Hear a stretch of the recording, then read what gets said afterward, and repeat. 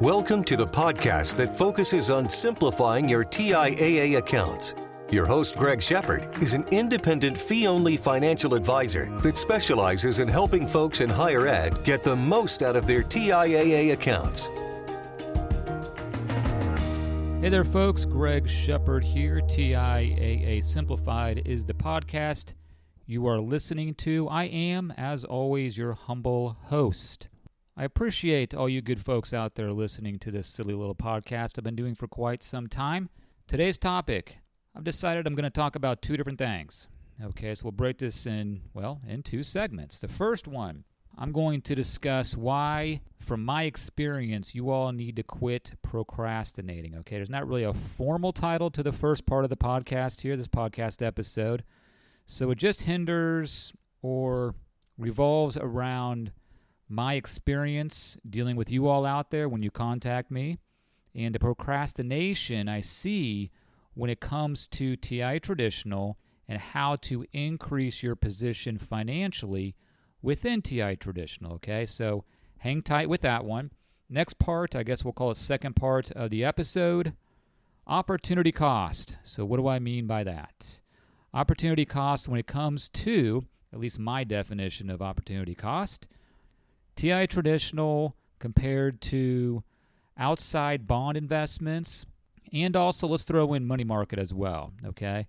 And so I'll piggyback off that here in just a few minutes. For those of you that don't know me, again, my name is Greg Shepard. I do specialize in helping folks with those oftentimes confusing TIAA accounts. We're looking to simplify those accounts and make your life a lot easier. I do reside in the great city of Kansas City, but with the advent and the evolution of technology, guess what, folks? I have the ability to help folks all over the country just like yourself. So if you find yourself in the weeds on this episode or any episode within my podcast, by all means, get in touch with me. I'm a pretty easygoing guy, fairly simple to talk to. Email is probably the best way, greg@shepardfinancial.com. That is greg@SHEPARD financial.com. Phone number, yes, I still do use that black box on my desk. It is 913-521-2381. All right, let's kick it off here. So don't procrastinate. Again, that's the pseudo title of the first part of this episode. So what do I mean by that? I'm going to give you a real case scenario, okay? So one of you folks out there, one of you watchers actually of my YouTube channel reached out to me, and we're not going to give names or really specifics on the situation. In generality, I guarantee what I'm about to talk about pertains to a lot of you out there, even maybe unbeknownst to you. So let me gather my thoughts here. So what we're going to talk about in this situation is how we increased this TIAA participant's situation when it comes to TIAA Traditional, okay? So let's start from the beginning. She is working, okay? So she has a current employer. Now, she, as well as a lot of you out there, has an ex-employer as well. This ex-employer retirement accounts, of course, is still with TIAA. She has an illiquid and liquid contract, of which both have traditional in it. Okay, I'm kind of setting the table here. Now, her current employer is with, the retirement plan is with TIAA as well, of course, of which she has multiple contracts, okay, one of them being an RC contract. The reason that's important, this is a contract of which she is able, and this is institution specific, okay, so just because this applies to her doesn't necessarily mean it applies to you. You must contact your vendor, whether it be TIAA or Fidelity typically, and ask them if they allow outside monies into your retirement plan.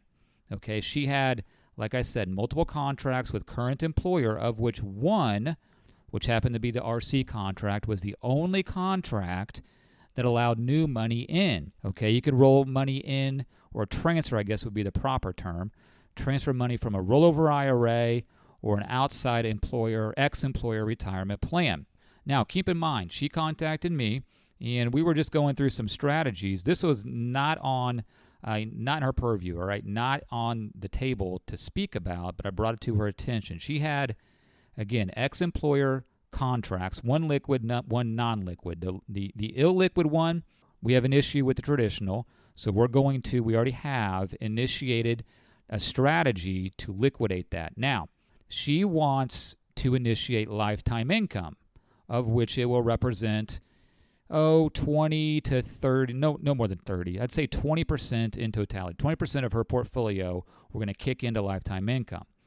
So with the liquid money over in her ex-employer, that was getting like sub 4%. She's been with TIAA a long time. This is going to pertain to a lot of you out there with these ex-employer contracts that have been with TIAA for like 20 some odd years. You need to look at the rate at to which you're getting for that traditional money. I can't emphasize this enough. Okay, set it and forget it. Ignore it. Ignorance is bliss. Does not apply to you all out there in this situation. Okay, because you can do something about it. This is where I'm getting that don't procrastinate. Okay, I see it all the time. So we got a sub 4% rate on an ex-employer traditional liquid contract. New employer contract, RC, allows new money coming in. Guess what? RC, new deposits going in, getting north of 5%. So very simply, we're going to take the liquid contract, ex-employer traditional, transfer it over to current employer RC contract traditional, get north of 5%. So theoretically, we're jumping from sub 4, like 3 something percent, up to 5+% in literally however long it takes to submit the form and process. Okay? There's step number 1. I say, and I kind of fly through it, this can increase, and she had quite a bit of money, an abnormal amount of money in the liquid contract and ex-employer plan. So even if you have $5,000 or $10,000, okay, why not do this? Because a lot of you out there, again, are going to have sub 4%, okay, even at 4%. What is 5.5, 5.25 better than 4? Okay, I say that flippantly because a lot of you out there procrastinate or just ignore these old contracts, and I know I'm beating a dead horse here, but you can do something about it to increase your financial prospects here going forward. Okay, so there's one thing we did. Now, also, her current employer, okay, we're looking to kick in lifetime income for a portion of her monies, okay? Now, by the way, let's go back to that ex-employer contract, the illiquid one. We couldn't kick it over to the new employer or the current employer because it's illiquid, the traditional money. So we had to initiate one of the exit strategies on that money. The game plan consisted of her not kicking that money into lifetime income for various reasons I won't get into. We have enough with the current employer, and with that ex-employer traditional going to the current employer, that's plenty of traditional money to initiate the lifetime income in the amount that she's looking for. So let's fast forward to her current employer. Again, liquid, illiquid, right? The liquid money she's not getting, recently the last, year and a half or so, rates have been really good. So new deposits going in have been fine, have been good, okay? She's been with the current employer for a little bit of time. So she has old deposits, vintage buckets in the liquid contract, of which aren't getting as good of rates. Now, the illiquid contract, when it comes to traditional, always are going to get better rates, okay? So what we wanted to do, she didn't have enough in the illiquid contract to initiate the lifetime income and produce enough income that she was looking for. So we had to add to that, out above and beyond that ex-employer money that we're transferring into the RC contract. So what we did is took money from her liquid contract, dumped it into the RC contract, okay? Not all of it, and I'll tell you why here in just a bit. And realized the new rate on those deposits going in, okay? And we don't care about it being locked up because we're utilizing those monies for purposes of lifetime income. Now, going back to the liquid contract current employer, we didn't funnel or transfer all those monies to the RC contract. We initiated a 120-day restoration rule for the current money. And I tell you what, folks, these are the summer months of 2024. It's only a matter of time. It's not if, it's when Jerome Powell and the Fed and the 5 and 10-year Treasury yield are going to start drifting down. That is going to impact that traditional rate for new monies going in. So if you haven't initiated that 120-day restoration rule, depending upon what you're getting now, a little long in the tooth here. That's probably not the right saying.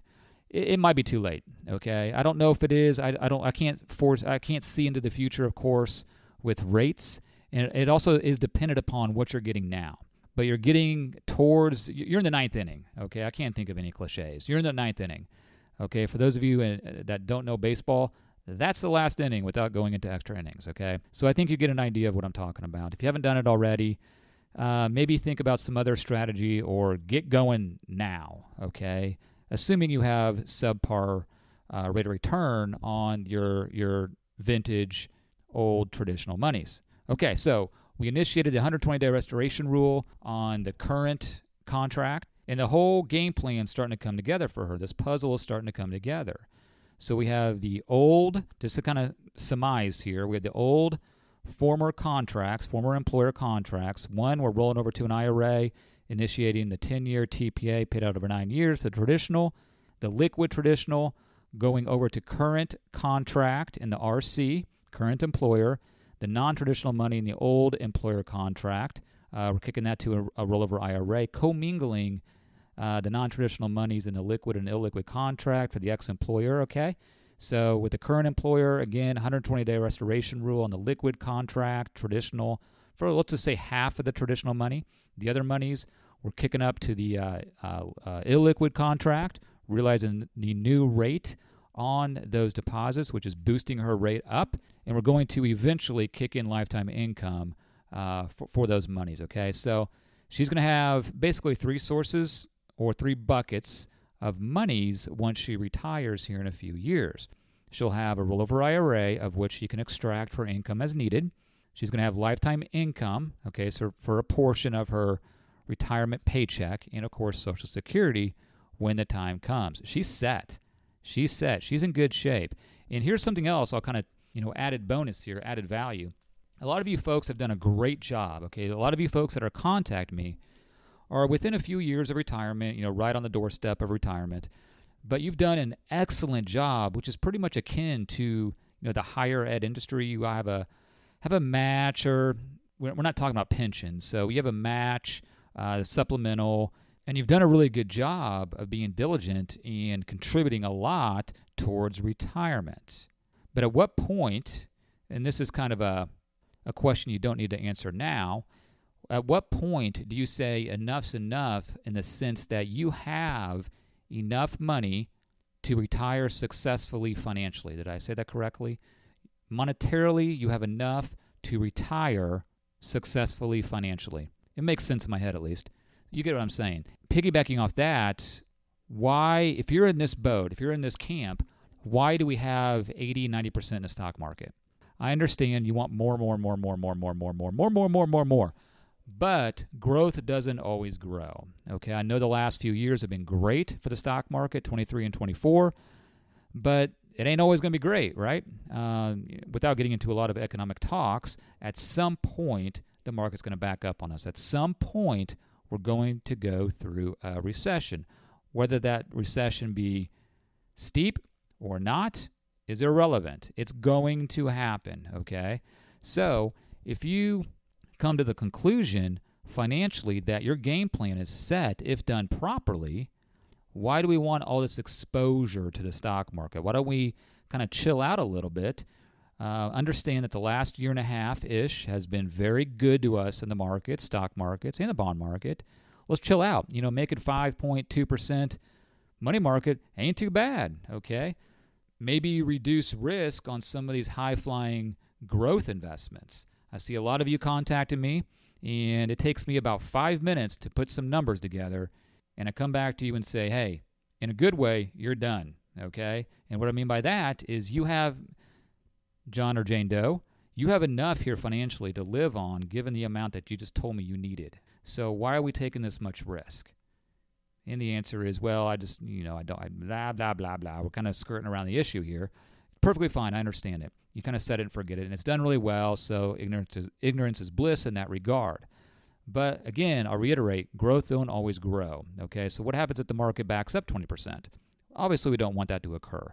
So if you're done financially in a good way, let's reduce risk, take money off the table from the growth in risky assets, and just chill out for now, okay? But that's kind of another episode. That's another topic to be had here in the future.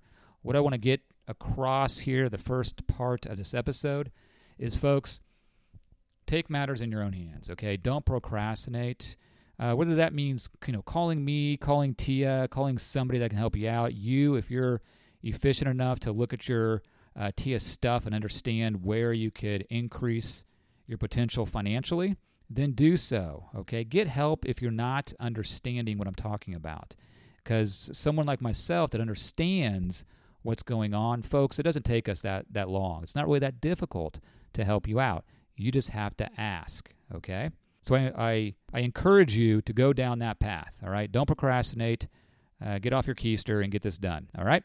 Let's move on to the next topic at hand, if you don't mind. I'll deem it, opportunity cost. So what do I mean by that? As I kind of alluded to here at the beginning of this episode, I'm talking about opportunity cost when it comes to traditional compared to bonds, and let's stick in money market as well. So let me see if I can coherently discuss this. Now, again, real case scenario, but I want to talk more in generalities when it comes to this part of the episode. And there are two parts to this topic, okay? So let's start off with traditional versus bonds. Now, when I say opportunity cost, what I'm talking about is, again, if you have traditional monies that are getting subpar, meaning, less than 4 or 4%, that's what I consider subpar.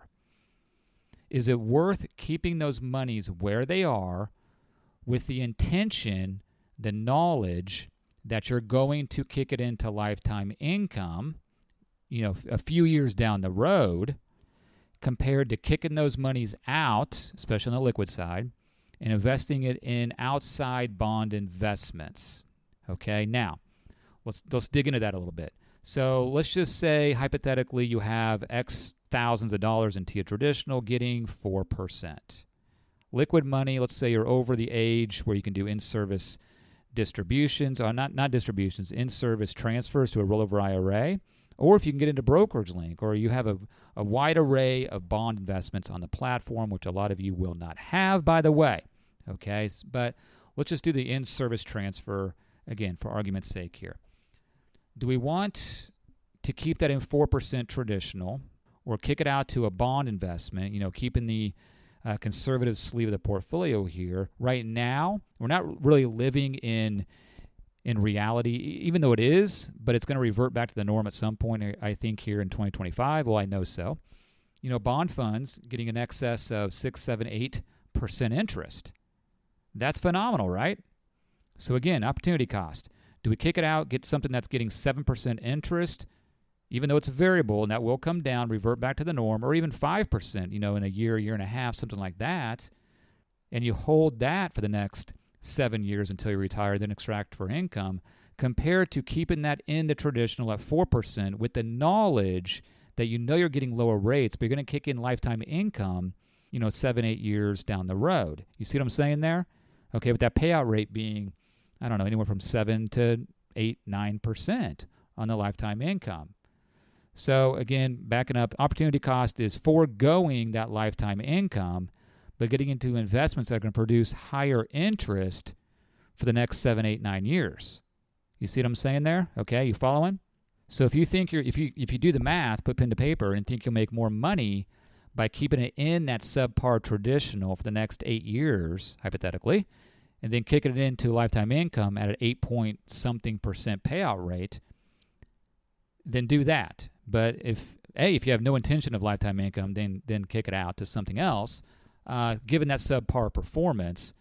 But also, if you do the math, and over the course of the next 8, 9 years, interest-wise, you'll gain more money by utilizing an outside bond investment, then do that. Again, that's not that difficult of computation.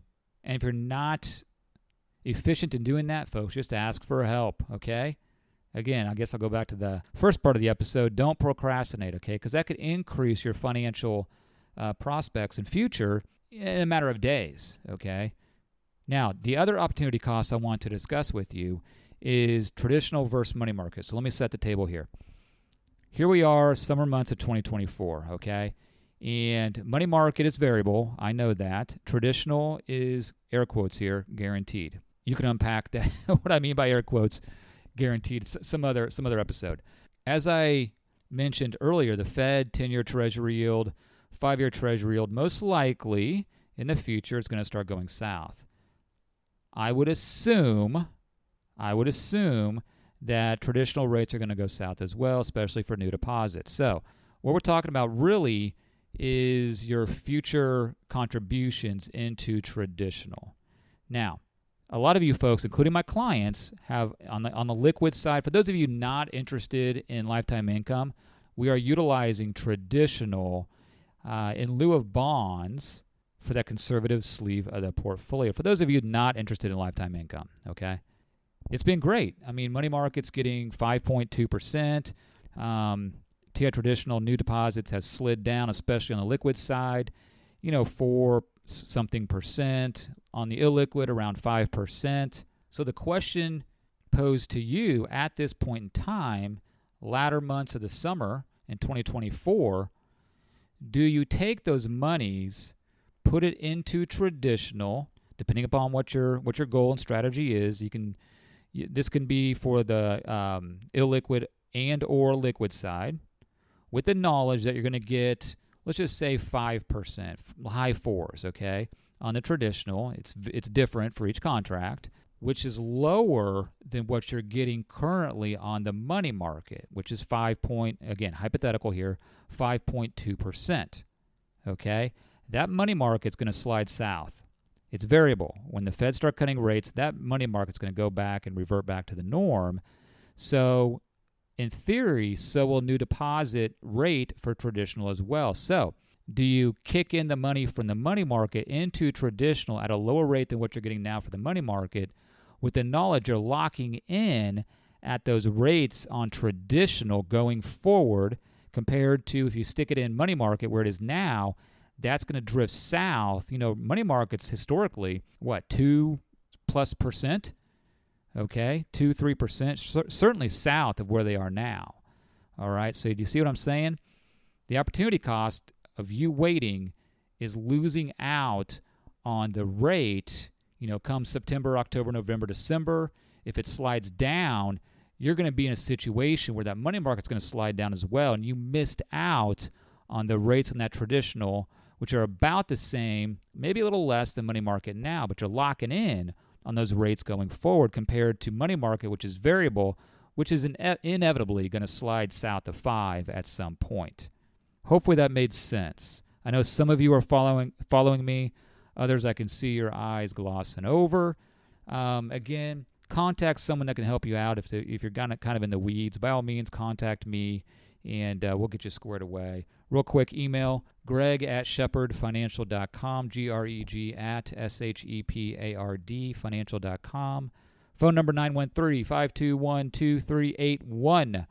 That latter part, that latter topic where I'm discussing the opportunity cost, that gets in the weeds a little bit, folks, but I can't emphasize this enough.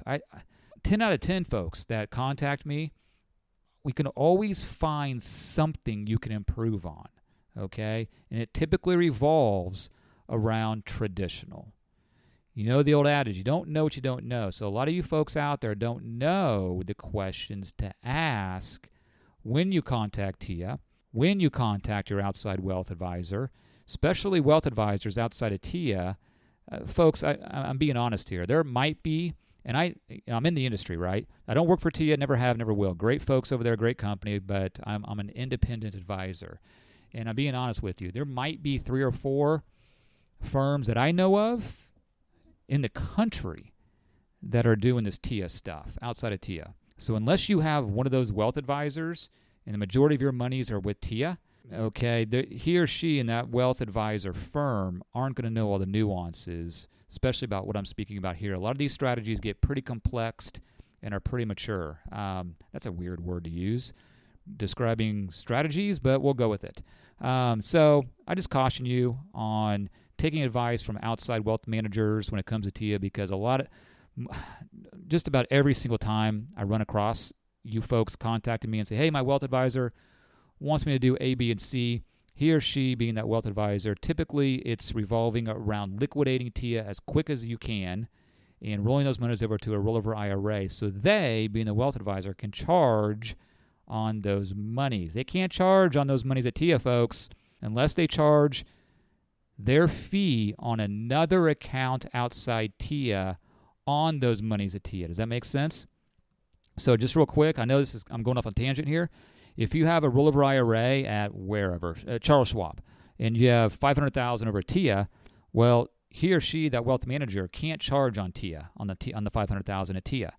So what a lot of folks out there do, not me, but what a lot of folks out there do, say, well, I'm going to charge, John Jane Smith here 1% on, or maybe 0.5% on the TIAA money and 1% on the rollover IRA. So guess what? I'm going to take that 0.5% fee on TIAA and stick it over here in the rollover IRA because I can't deduct my fee from TIAA. So all of a sudden, you got a 1.5%, 1.5% fee on that rollover IRA, which constitutes both accounts in totality.